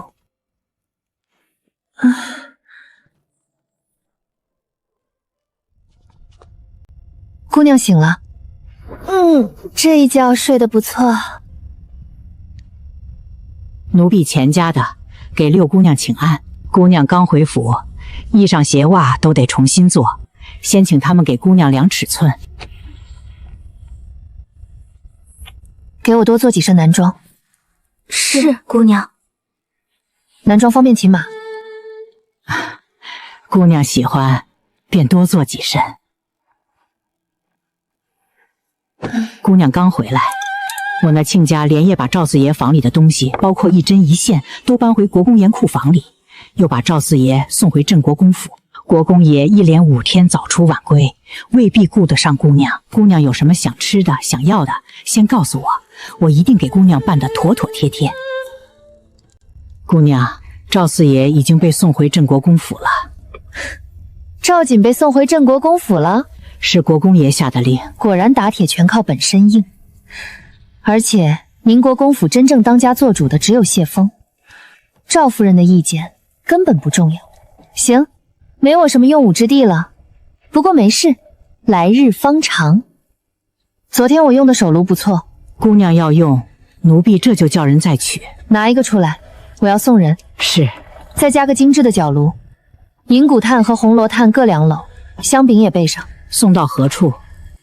送到我回来前住的小客栈，交给我在江南结交的友人裴居、裴解元，再凑4样点心。大厨房里有枣泥山药糕、糖蒸酥酪、藕粉桂花糖糕，都做得不错。就这些，热的送去会凉，点心正好。现在是有福同享，他还在客栈里吃苦呢。回来时顺便跟门房打声招呼。姑娘请吩咐。若有裴解元派来的清风给我传信，不得怠慢。奴婢记下了。姑娘慢些，不慢，刚好。我胃口比较大，以后早饭就照今天这样准备，午饭加5成，晚饭比午饭少一点。是，姑娘。姑娘，这是2位爷晨期上学前送来的。哪2位？谢于少爷和谢亨少爷。谢亨少爷送的是文房4宝，谢于少爷送的是羊脂玉佩。谢景不是亲生的事，事情一出，2个庶弟坐不住了，尤其是年了谢于，谁不想直接继承超品的国姑爵位？收起来吧。姑娘不回礼吗？先收着，都是心意。时下爵位，有嫡立嫡，无嫡立庶长。赵夫人没有嫡子，姜太君当然不愿便宜小妇所生的庶子，让赵家的孙子顶进宁国公府，再把赵明苑嫁回来，这样继承宁国公府的仍是他们镇国公府的嫡亲血脉。赵嬷嬷只是林夫人的陪凡，她知道的是林夫人想让她知道的。赵夫人起先未必想到以女换子，真正先动这个念头的人恐怕不是赵夫人，是林夫人。林夫人暗示赵夫人动心，再去谋之于姜太君。他们顺风顺水14年，直到昨夜，宁国公府的人敲开了镇国公府的大门。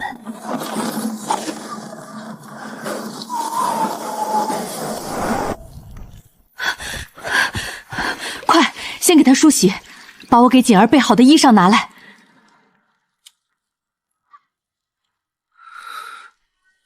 舅母，李父那赌鬼为何叫我赵锦赵四爷？舅母可这是什么意思？你先歇下。可是，先歇下。老太太，锦儿被宁国公府送回来了。李父叫他赵锦，赵四爷，听意思，竟是姑老爷发现锦儿是假的了，这可如何是好？不可能，除了咱们母子姑嫂，当年的知情者都死绝了。若不是被发现，宁国公府怎么会把锦儿送回来？连件衣裳，连双鞋都不叫她穿，冻得脸发青。先别声张，一早打发人去宁国府，接妹妹回来问清楚。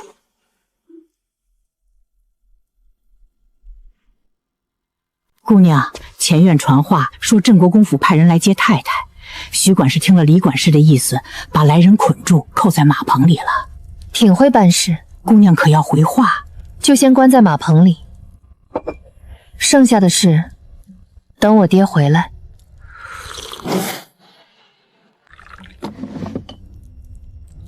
乔迁之礼该送什么？寻常百姓乔迁送米面油盐柴炭酒水炊具，大户人家则送笔墨纸砚花瓶如意屏风之类。比着这个，给我准备一套。这样的东西得去国公爷库房里找。那就去库房找，再取一个如意，一架炕瓶，一对花瓶，加酒、炭、米、油，凑成8样礼，送给裴解元。他要搬新宅子，总不能空着手。那么漂亮的少年，就该被锦衣玉食包围。是。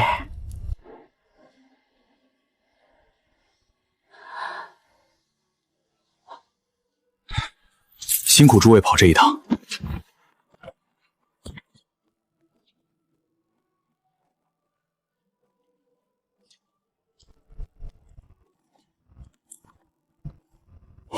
好精致的点心！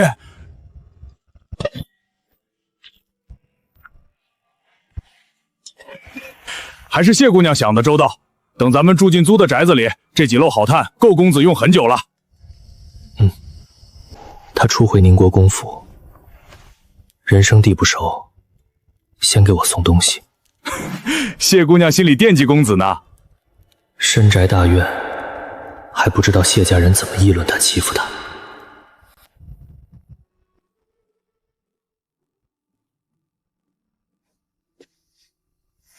见过六姐姐，你就是被赵锦顶替后流落在外面的那个。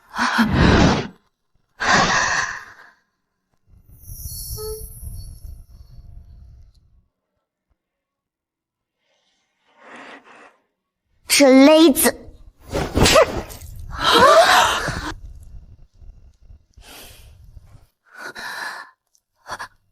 你敢打我？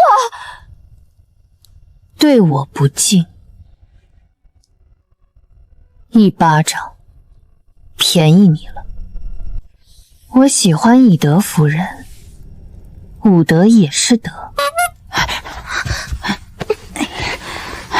九姑娘，先回房叫丫头冰敷一下吧。你就任由我被外人打？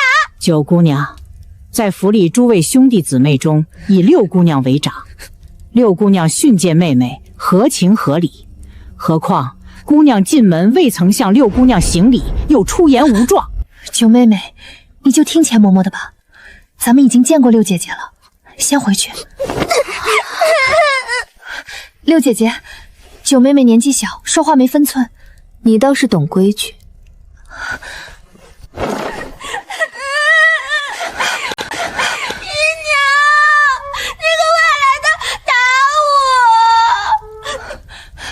拿冰来！我定要告诉父亲，他凭什么一个人霸占西院？先前不是说等吴姐姐出柜后，就将我和七姐姐搬进去吗？那位刚回府，国公爷还得用他让他和赵锦各归岗位。你这时候招惹他做什么？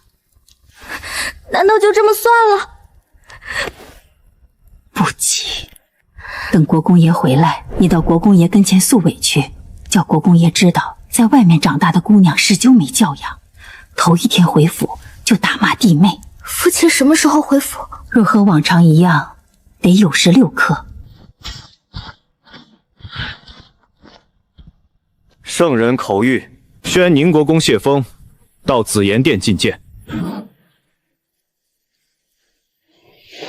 赵氏当年生产，臣之亲女被调换出府，这些年养在晨曦下的谢瑾，实为镇国公赵伯元的儿子。是赵夫人知道此事，至少与他脱不开干系，但他一个人无法扫清所有障碍，并解决后患。臣无能，至今无嫡子承系，才叫镇国公府有可乘之机。远山，此事怨不得你，是你忙于公务，不知人心叵测，请罪就不必了。你女儿既然自己找回来了，你打算怎么办？自然是各归其位，只各归其位，不让镇国公府担责，怎么可能？这才像你。说说你打算怎么做？朕给你摇旗呐喊，臣已命人算账。赵瑾在宁公国府这些年的花用，剔除昨晚抄回来的金银布匹、陈设古董纸砚书籍，剩下的叫镇国公府还。还有陈府上赠予御一应物品，不管是宫中所送，还是赵氏私下所赠，通通折银已成。对，理当如此，咱们万万不能吃这个大亏。朕今年出血时，是不是还赏过赵瑾一件舍离孙大氅？有，算上。是，赵瑾历年来从朕这里得到的赏赐，都是朕赏给你儿子的。他既不是你儿子，那就一样不少的还回来。穿过用过的，不能再给别人。叫镇国公府按价折成银子，给你女儿买料子做衣裳，谨遵圣意。宫里的要算，亲友同僚送给宁国公公子子的东西也得算。若不是宁国公府继承人，赵瑾凭什么得那些好处？陛下圣明。说完赵瑾，再说说你那个自己找回来的亲女儿。圣人没有见到，她与臣生得很像，和你像，是脾气秉性，却更像先父。党真，灵心慧性，不让须眉，也很会算账。哼，一个人单枪匹马来到京城，直捣黄龙，必然不是凡俗女子。年下放了假，你带进宫，叫朕瞧瞧。是。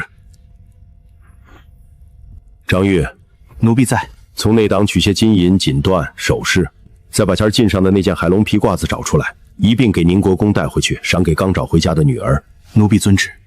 只是那件海龙皮褂子，陛下前儿还说要赏给宁国公，给他女儿也一样。臣待小女谢陛下恩典。世上多的是只敬衣衫不敬人。你女儿流落在外多年，你这个做爹的把架子给她撑起来，别叫人小看她。臣明白。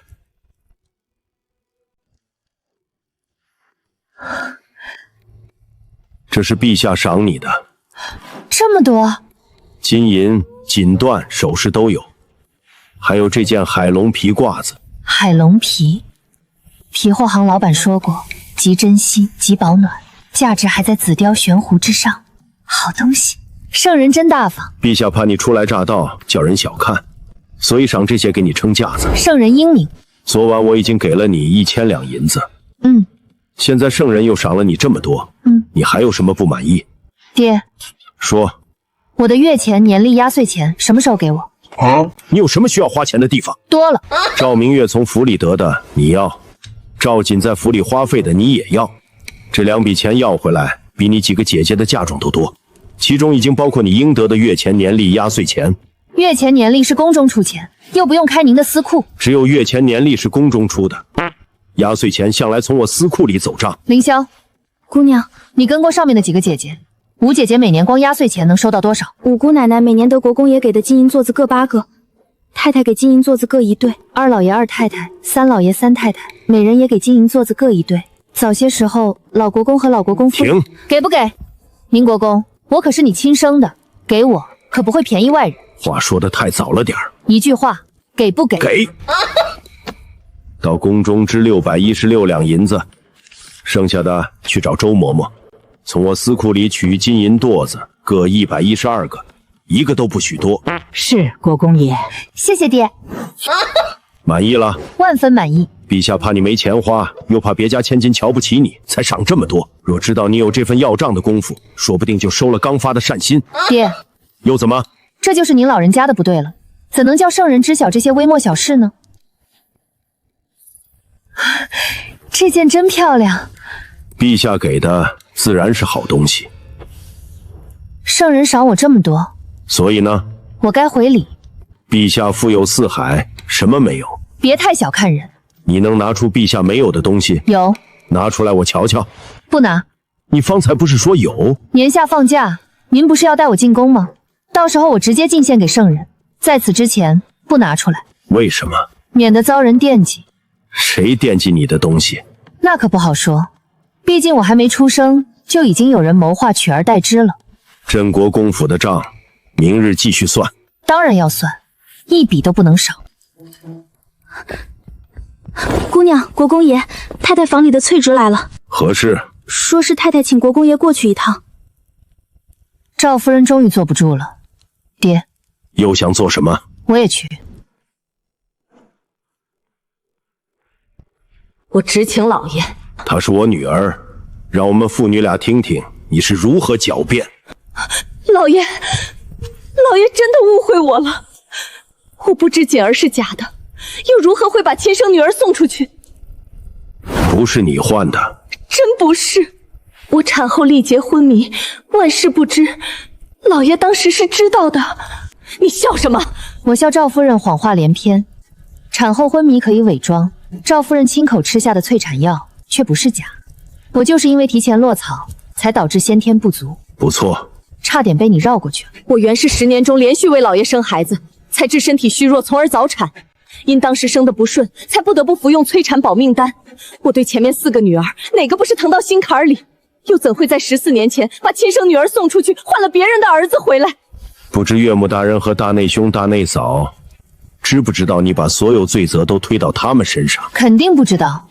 想通风报信的人根本出不去。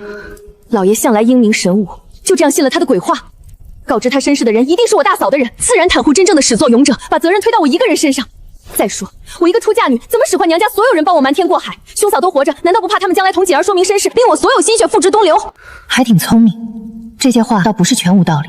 赵嬷嬷只是下人，下人知道的未必是主子之间真正的决策。你觉得呢？赵嬷嬷是下人，往往奉性行事，主子之间的决策，她不可能知道的清清楚楚。她跟我说的话，我信90%，但我身世一定是真的，毋庸置疑。李代桃将不是赵夫人一个人能独自完成的。镇国公府老太和林夫人绝对脱不了干系，或许还有一家之主的相助。很好，你没全信，说明你聪明有决断，所有证据都指向你是我亲生女儿，这点不会错。我们夫妻25年，一个小丫头说的话你全听全信。14年来你有多疼爱赵明苑，所有人都知道，你视她如珠如宝，难道不是你以为她是你亲生女儿？老爷误会我了，我对明婉的疼爱源于锦儿。聘内侄女为媳确实出自私心，我只是想和未来儿媳好好培养感情，免得将来出现婆媳矛盾。爹，又怎么？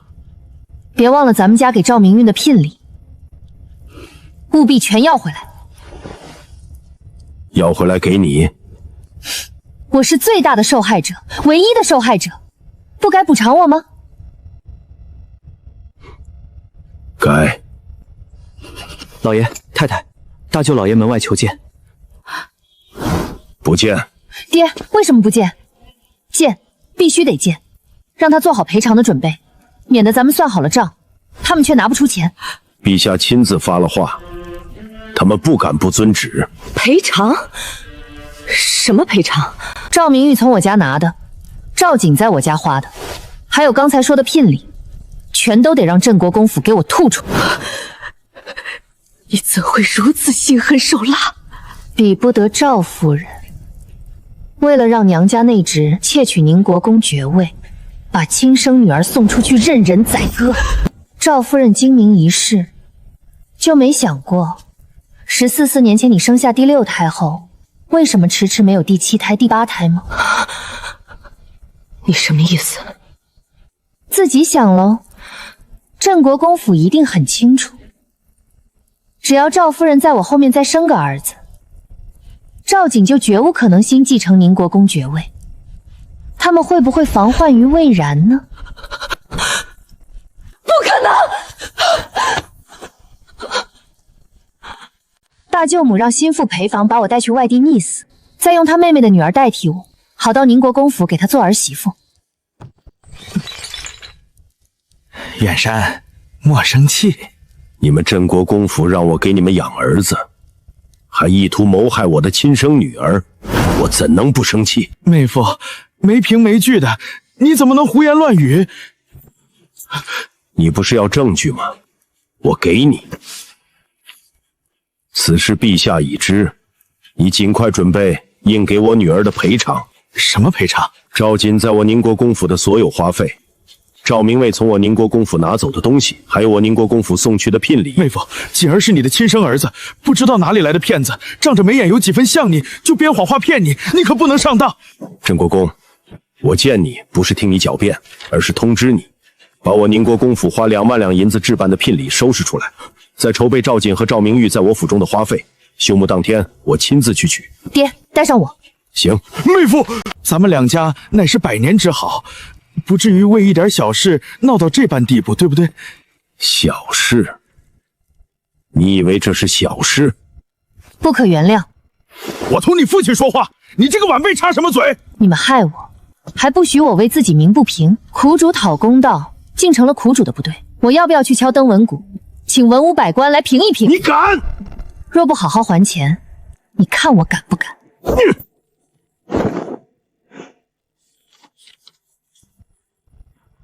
他们都不承认，怎么办？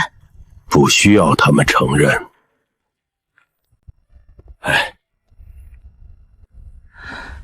他们宅子租好了，文昌胡同，明天就搬进去。姑娘，礼物都备好了，再把刚才说的赏赐加上。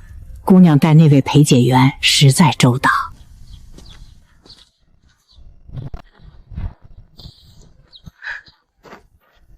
裴公子，乔木应声，迁居大吉。多谢姑娘，里面请。谢姑娘，我们老爷一早就等在门口了。裴公子，这就是你的不对了。你身子弱，咳嗽刚好没多久，别又在寒风里复发。我穿得很厚实，没冻着。快进去吧，我想看看你们的新住处。每个月几两租金？月租4两，押一付一，先租半年。可惜我爹在京中任职，我不能在京中置产，否则一定买个大宅子低价租给你们。于姑娘而言，置产不过微末小事，无需挂怀。不说这个，裴公子，尝尝我特地给你带来的武夷茶。当今陛下赏了好几种茶叶，有2种不能随意送人，就给你带来一样。谢姑娘见到皇帝陛下了？没有，我爹说年下带我进宫面圣，现在是沾了我爹的光，得了很多赏。如此说来，姑娘在宁国公府如鱼得水。当然，没人欺负得了我。裴公子，我爹是宁国公，又是兵部尚书，还颇得圣宠。若京城中有人欺负你和清风，直接报上本姑娘的大名。多谢姑娘。姑娘的话我记下了，以后若有人讥讽我们老爷，我就告诉他，我们老爷是受姑娘庇护的人，已经不同往日了。有人欺负你们老爷？总有人说我们老爷身子弱，是英年早逝的命。清风，嘴碎的人不必理，要是气到面前，也不必忍。听姑娘的。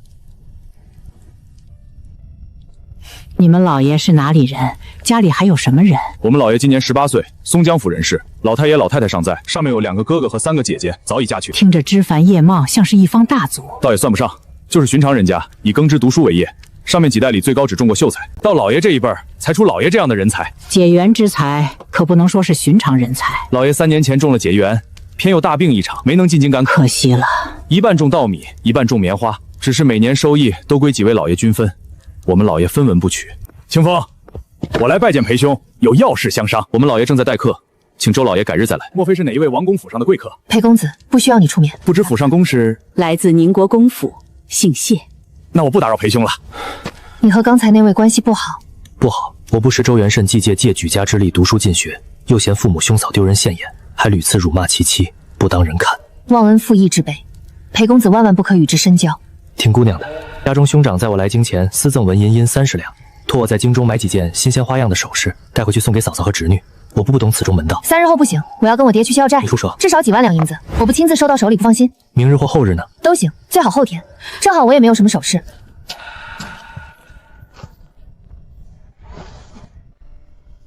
裴公子，再见。